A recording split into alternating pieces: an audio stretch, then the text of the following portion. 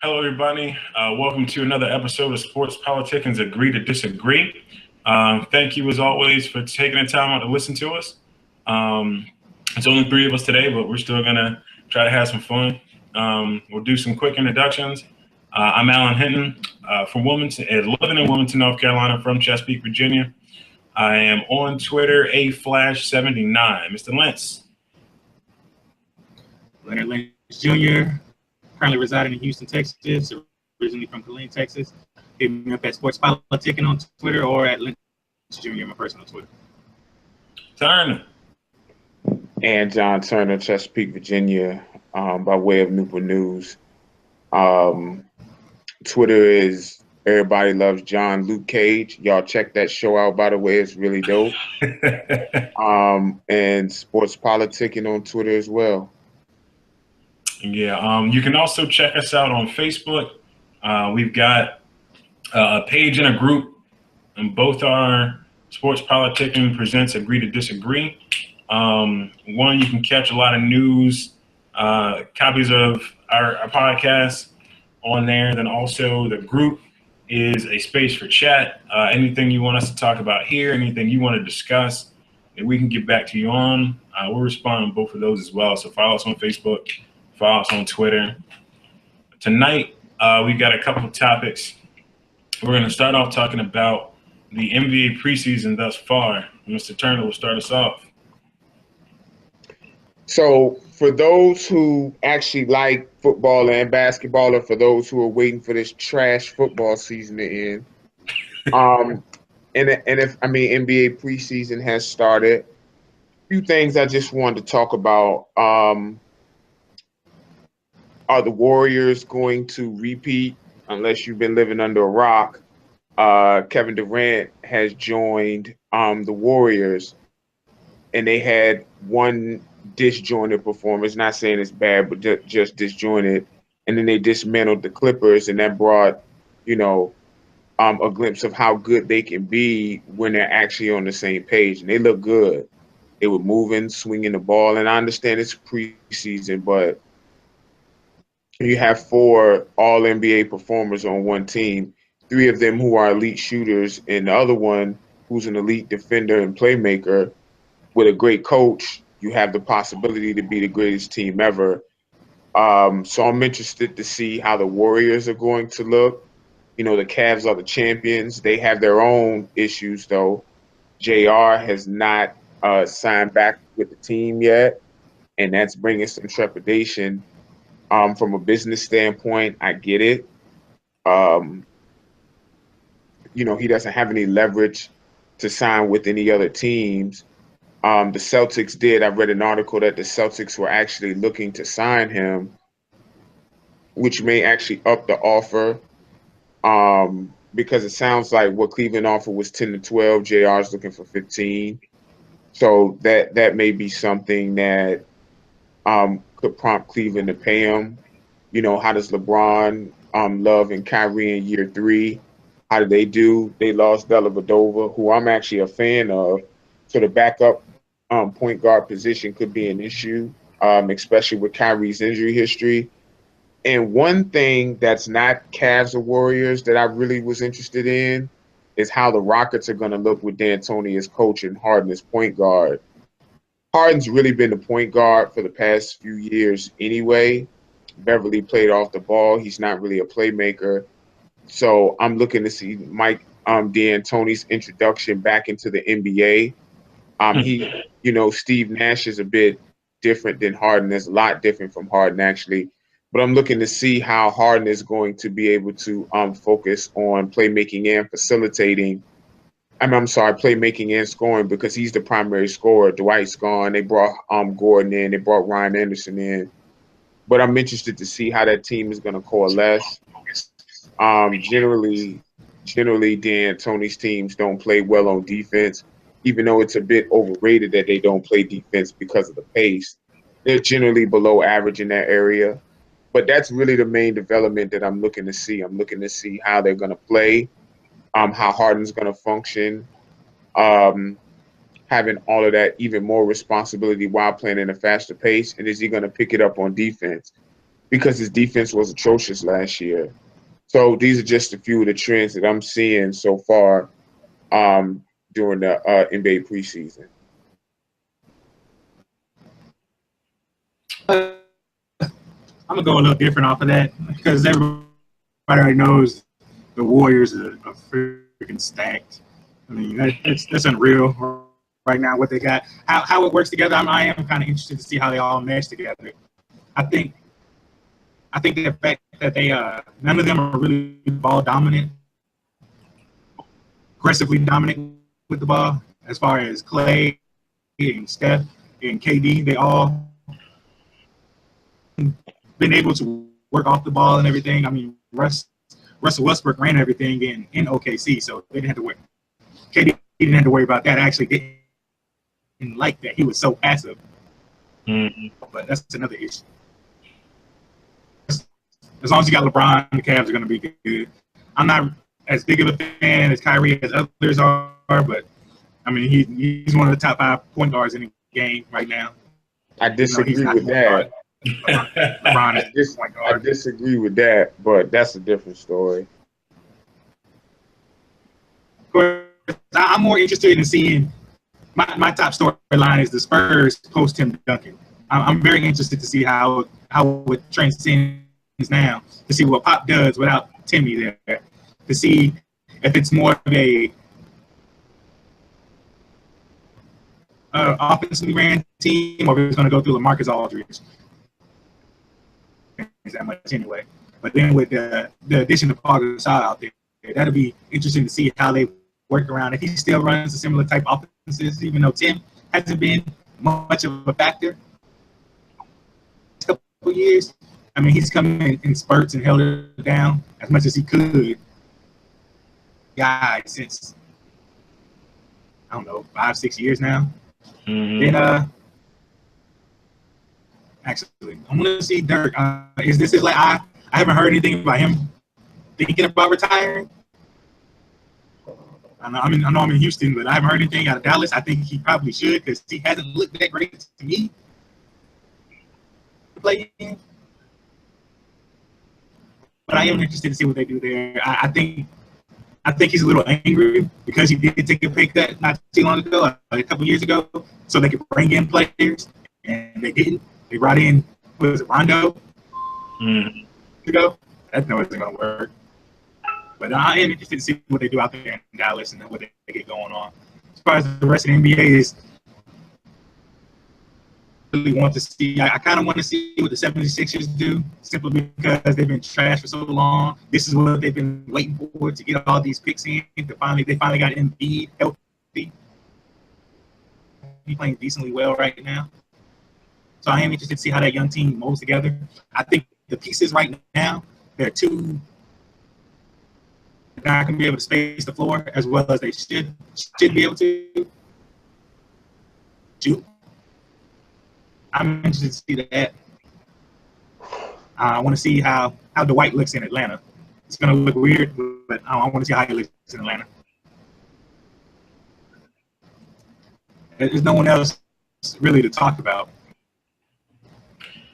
I think it's going to be a really interesting season for the Eastern Conference because I can't think of 8 teams that I think are actually going to be good. I got confidence in Washington just because I think that an upgraded coach will help them offensively. They're still not going to be much on defense, but I think they'll be able to score the ball a little bit better.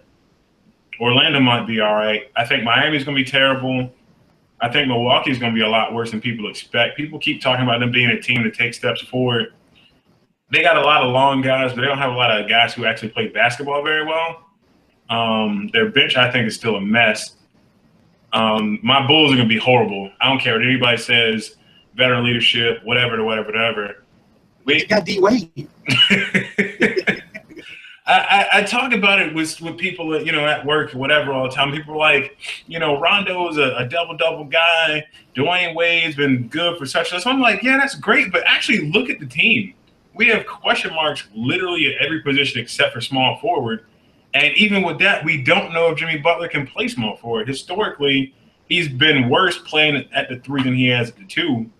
So what is that going to turn into when he's playing the 3 full time?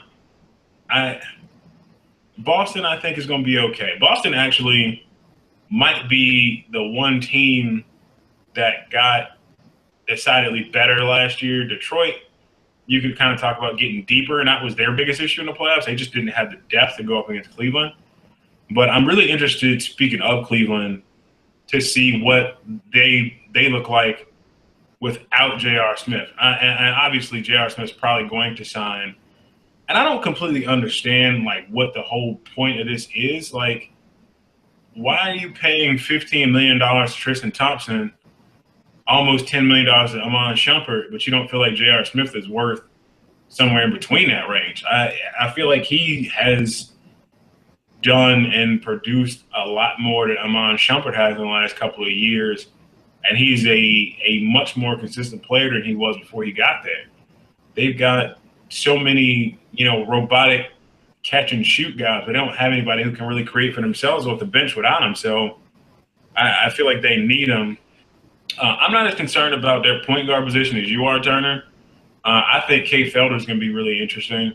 The only thing about that is he doesn't play defense. He's purely a scorer, so he's going to be the exact opposite of what Dellavedova was. So that may be a little bit of an adjustment. I think Houston's going to be interesting. I don't know if they're going to be good, but they're going to be fun to watch. Just looking at the first 3 preseason games they've played, Harden has had 15, 11, and 10 assists, but his assist-to-turnover ratio, with the exception of that first game, had been pretty much like they've been in the past. He had 15 assists and 8 turnovers in the last one. So he pretty much will still be James Harden, just with the ball a little bit more. One thing that I'm specifically excited about, not even really from a basketball standpoint, well, somewhat from a basketball standpoint, DJ Stevens on the Memphis Grizzlies. Y'all might have heard about him at Memphis a couple years ago. Kid had a 46-inch vertical. He's 6'5", was playing power forward in college, so he's had to really develop his game over the last 2 or 3 years. He was in the D-League last year. He finally started to show a three-point shot. But he was Defensive Player of the Year in the Conference USA his last year in college. I'm excited to see if he can keep that three-point shot going, him turn into a 3-and-D guy, because with his athleticism, he's got the ability, I think, to be absolutely dominant. So I want to see, first, how David Fizdale uses that and helps him develop. And second, can he become a story, a Memphis kid on the Memphis Grizzlies? Can he, grab that starting shooting guard spot and lock it down? I'm really excited. Looks like they think he's going to make the team, so I'm excited about that. I'm excited to see what he can turn into. Looking at Miami and just going again around the East, I don't know who their starters are. I don't feel confident saying anybody can start at power forward for them. I don't like any of their shooting guards. The only positions you really have figured out are, point guard and center. I guess Justin Winslow starts at the 3, but I think it's going to be a bad year for Miami. So it'll be interesting to see what they do next year when they're really, trying to get back, trying to save Spoelstra's job, but trying to keep him from having to figure out if he needs to work on his resume. I think they got a lot of questions. I would say Miami looks like a dumpster fire. Wade obviously is in Chicago. Chicago is pretty close to a dumpster fire without actually being one. Yeah. Miami has no shooting, except for Richardson. He tore it and he sprained his MCL, so he might not be ready for the first week of the season.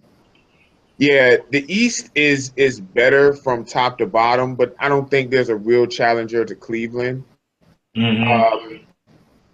There's a lot of hype for Boston, and I don't get where the hype is coming from, considering that they lost in the first round the last 2 years. So I'm struggling to find. I get it. They add Horford. I like Horford. I also think he's a bit overrated, because he, and again, rebounding isn't everything. Before big, he's a bad rebounder. And if you're building up your team to go against Cleveland, that's not gonna work. Mm-hmm. You know what I mean? LeBron, Love, and Tristan are all great rebounders, and Tristan especially eats on the offensive glass. They would be a great defensive team. I believe they were fourth in defensive efficiency last year. Horford will make them better if he hasn't depreciated too much. But I'm just not buying all of that hype. Toronto just had the best regular season in their franchise history. I see them ripe for regression. I love Kyle Lowry, love him. He's the best point guard in the East to me, but he's also 30, so Mm-hmm. that's an age where they begin to decline. Um, Cleveland should win that, barring a significant injury or a LeBron decline that nobody foresees. Um, it's just, the West even really isn't all that. I read something today. The Utah Jazz are predicted to be third. I've Wow. been bullish on the Jazz for a while because of Gobert and Favors, but Hayward, I think he broke his finger. He's out for 4 to 6 weeks. Exum's coming back, but he lost that year of development. The Warriors should really run away with the West. There's nobody really even close to them at this point. Um, People aren't predicting 74, 75 wins, but they could get 70, especially with the West being as bad as it is. They're going to really be favored to win every game, as they should, even on the road. So, I mean, it's going to be an interesting season, but I think a lot of people are just like, let's just fast forward to Golden State, Cleveland. And Golden State should beat Cleveland, but they also should have beat them last year. That's very true. So I think that, I mean, correct me if I'm wrong, but I think all three of us can agree that the Warriors and Cavs are the favorites in the West and East respectively. But one of the things that I've seen a lot of talk about, at least thus far, and I know it's been early, is it seems like the bottom of the West, Minnesota and New Orleans specifically, which of those two teams do you think are more likely to make the playoffs, and how deep can you see them going? Lance? I would take Minnesota. I like their young talent. I really do like the young talent. I think they can play well together if they can mold and continue to progress. I love Wiggins. I loved him when he came out. I wish they didn't trade him and kept him, but I understand them getting rid of him. So far has been, I think he can turn into a star, not a superstar where he's carrying a team, but I think he can turn into a star. They have a very young team, and I think they can take that next step. I think it's going to hurt losing KG, not from a production standpoint, but just as a voice in the locker room. I know Turner don't like that term, veteran leadership, but I think he had him being there was a great thing for them. But seeing how they progress from last year to this year, I'm very interested in. I think because of the West, I can't really. I don't know who I would say they would knock off though. But if I had to pick one out of those teams, I would pick Minnesota. What about you, Turner? I like Minnesota. I'm not big on Wiggins like everybody else is. His major skill right now is shot creation, which is why I don't think he would have done well in Cleveland, because they don't need shot creators. They need 3-and-D guys, spacers, role players around LeBron. Here's why I'm not as bullish on Minnesota as others. I'm fearful that Tom Thibodeau is going to kill those young kids. I am very fearful of that. I fear that he's going to run Wiggins, Towns, and Levine into the ground. I am literally terrified for that. Like, Towns has the ability to be a Hall of Fame big man with his skill set. He's really like the prototype center for how today's NBA should be played, and I'm afraid that Tibbs is going to Tibbs isn't as bad offensively, and I feel like his offensive acumen is underrated. Like they ran some different plays, different kinds of plays. It wasn't just Derrick Rose isolations in Chicago, but y'all just had no shooting really, or little shooting. I'm fearful for them though. I am. I honestly want to. I know this is far fetched. I wish we could see Ben Simmons and Embiid in the playoffs. That's a ways away. I'm interested to see Embiid though. I really am. Um, but really just Minnesota for me. Tibbs is gonna have them playing hard every night. Just how hard is the question? Just Tibbs. I know you won't see this, but please don't run them kids into the ground, man. Especially Towns. like Wiggins probably needs a fire. I don't like his game. He's a great post-up guard, but he's just not efficient enough. Doesn't make plays for others. Not really a good defender or rebounder. The thing that people said he couldn't do in the NBA is actually what he's doing, but he's not really doing anything else. And that's the shot creation portion of it. So probably Minnesota, but a lot of things will have to break their way for that to happen. They're behind about 8 or 9 teams. So to respond to one of the things you said, Tom Thibodeau's offense looked really good when Derrick Rose wasn't playing, which I never really understood. Like, he got so much more creative offensively when Rose was out, but then when Rose came in, the offense reverted back into him doing stupid stuff. And I could never tell if that was Derrick Rose refusing to run things the way Tibbs wanted him to, or if it was just Tibbs trying to give into the whole "this is Rose's team, let him be the star and show" thing. Either way, it bothered me. But going back to the original thing, I don't get the excitement about New Orleans. Looking at the roster, looking at what they have, what they don't have right now, specifically Drew Holiday, you don't know how long Drew Holiday is going to be gone. For those that don't know, Drew Holiday has stepped away from basketball to be with his wife, who is pregnant and getting ready to go through brain surgery. It just seems like they've got more questions and answers. I can't figure out what they're trying to do with their front court. You know, they've got 2 7-footers that combined aren't really that good, but then they also signed Terrence Jones. So are you trying to play Anthony Davis at the 5? Are you trying to get these 2 guys time at the 5? And regardless, where does Terrence Jones fit into that? I'm a huge Terrence Jones fan, probably bigger than I should be, granted, given what he's done in the league, but, you know, it is what it is. With Minnesota, I think you have most of the questions answered with the exception of where they're going to get their shooting. You know they've got actually 2 point guards who either are or should be pretty good in Chris Dunn and Ricky Rubio. I think Zach LaVine's ready to play shooting guard. I've never understood him being a point guard. If you watch him play, he's not a point guard at all. Ever. I don't get that. Yeah.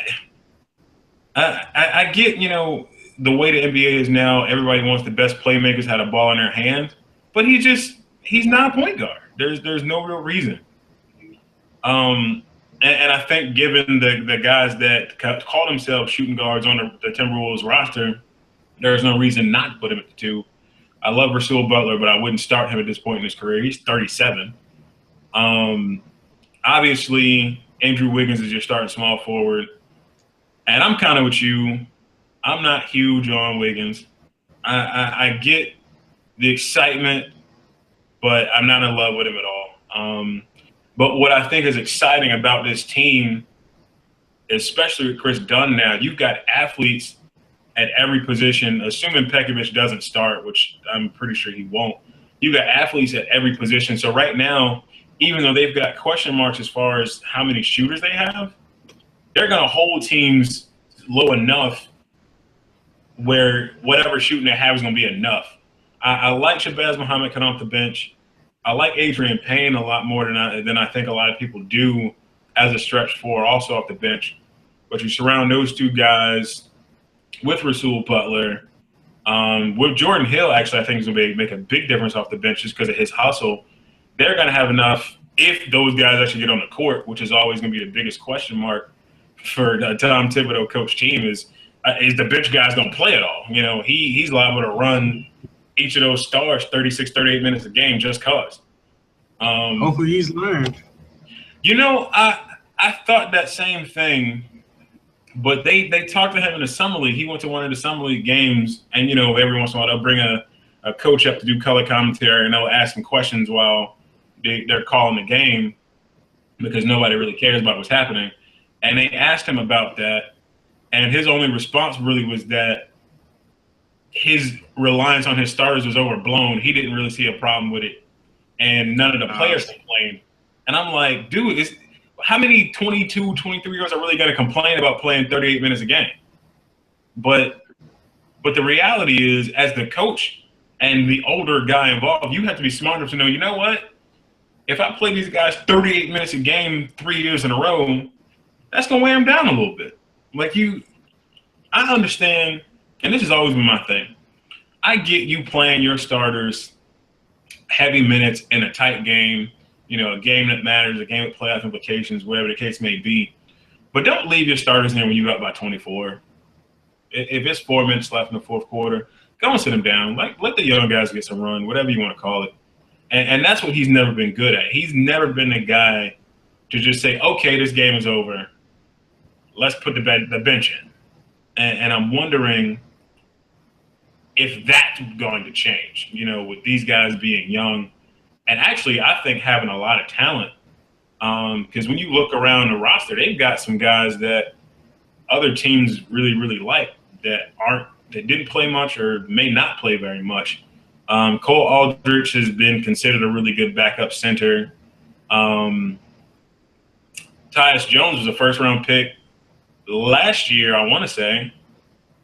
You got some guys just off the top of my head that can get into play. I think they signed Brandon Rush. So they've got some guys that have contributed for teams recently that I really wonder how much they're going to play.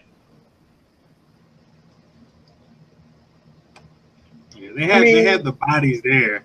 I think it like you said, if he don't see any problem with it, then they're not going to play, which is an issue. Hopefully he has somebody on that staff who he'll listen to tell you, hey, you know, check these minutes here. You're running these guys into the ground. But considering what he did in Chicago, I can just imagine young guys. Like, well, they're young. They can run all day. It doesn't work like that. I think, yeah, that team still is light on shooting. I'm probably the biggest Ricky Rubio fan in the world. But his skill set is so unique, it makes it really difficult to build around him. Mm-hmm. Because he's a great passer, a good rebounder, an outstanding defensive player, despite what people say. But his shooting actually isn't worse than Jason Kidd when Jason Kidd was leading good offenses. Really, the problem is his finishing. He's a terrible finisher. And that's the problem. Like in crunch time and close games, teams are just playing for the pass, and that'll mess up the offense. Right. So they're going to have to, at some point, they're going to trade Rubio, get Dunn in there. Dunn's a better shooter, better finisher. But they have the bodies, but that's not really a modern NBA offense because they don't really have, like, who are the shooters there? I think Shabazz Muhammad's your best shooter, and he's not a great one. And he's bad. So probably I would say Towns is the best shooter. But you don't really want him. Like, he's about 34, 35%. He would have to be Dirk-like to include that in his diet more. Right. So, yeah, I no. They need more shooting. Levine is a shooter. I'm sorry. Zach can shoot. Mm-hmm. Especially catch and shoot, which is why he doesn't need to be the point guard. Exactly. Now, where could you see Rubio going if he does get traded? Where would be a good place for him? I don't really know the fit for him in today's NBA. He will have to go to a team where you have people who can score but are better scored. I mean, San Antonio, I think Popovich could scheme around the fact that he's not a good shooter or a good finisher, but Pop would love his defense and his passing for sure. Rubio's used to having the ball in his hands, and the Spurs like to do a lot of motion. But now with Kawhi and LaMarcus there, they're more of an ISO post heavy. But Rubio could get him easier shots for sure. What about Sacramento? Yeah, I mean, he's an upgrade. I mean, he's better than a lot of point guards in the NBA. I would say he's about maybe top 10, maybe top 12. But his skills, if his skills in a vacuum aren't fits with every team. So I would say San Antonio, Sacramento, Orlando. Well, they already have one in Elfrid Payton. I mean, he's just better. I'm not convinced in Elfrid Payton, to be perfectly honest. Yeah, he's definitely regressed. And this isn't a diss, but this is a serious question. Who is the point guard in Sacramento this year? Garrett Temple, I believe. Wow. Because Collison's going to start, but he's missing the games due to the domestic violence thing. Mm-hmm. So, I also think Derek Collison, so yeah, he's not really I don't like to use the word true point guard, but yeah, like just looking at our roster, Ty Lawson's on the team, so him. Farmar's on the team. Isaiah Cousins is on the team. wow. Yeah. Yeah. That about does it. So Yeah. Unless, I mean, you got a chance with Lawson because 2 years ago he looked really, really good. Like that basketball player is still in there somewhere. I just don't know if it's an attitude thing, a conditioning thing, what's happening with him. But, there may be a chance where he comes out and surprises. But if your best point guard, whatever you want to call him, is Darren Collison, I think you're going to struggle. I've never been a fan. I mean, yeah. Yeah. I don't disagree with that. Would you be, as a fan, would you be open to like a Rick Rubio and pieces for Aaron Aflalo and pieces type trade? I think he's the best shooter y'all might have. I mean, for us, sure. Sacramento shouldn't do it. I mean, because that's a downgrade. Yeah. But yeah, I'm sure DeMarcus Cousins would love Rubio. But yeah, I'm not sure that that's something that Sacramento should do. But then our front office is incompetent. So that might be something that honestly they probably already looked at and be like, yeah, let's. So yeah, I mean, I'm sorry, Minnesota shouldn't do that. Sacramento should, but Minnesota shouldn't. I apologize. But yeah, that's definitely not something that would favor Minnesota. Even when you know that you have a point guard waiting in the wings, you're not just going to trade. You're not going to trade Rubio for peanuts. I mean, I wouldn't consider Aaron Aflalo peanuts either, though. He's a couple years removed, I think, from being a really good defender, but he ain't a bad ball player. Honestly, man, Aflalo's never really been a good defender. The advanced stats, his plus minus impact, his synergy numbers have never really painted him the defender that everybody else has pegged him as. I call it the Kobe syndrome. Kobe's never really been a good defender. He has his spurts where he puts his jersey in his mouth and gets in the defensive stance against a great player. And then people say, oh, well, he locked him down. But that was more or less folly. Aflalo's never really been a good defender, and getting steals doesn't necessarily mean you're a good defender. But True. he's almost allergic to steals. Check his steal rate. Yeah, it was 0.4 last season. Was his average. I don't know what his rate was, but Yeah, I mean, like, how do you get 4/10 of a steal? I mean, that's not even like, that just sounds difficult to do. Like, how do you get 4/10 of a steal? And obviously that's an average, of course. But if you're going to not actively try to get turnovers for your team, like, you have to be a better on and off ball defender than he is. And he's just not. So, yeah.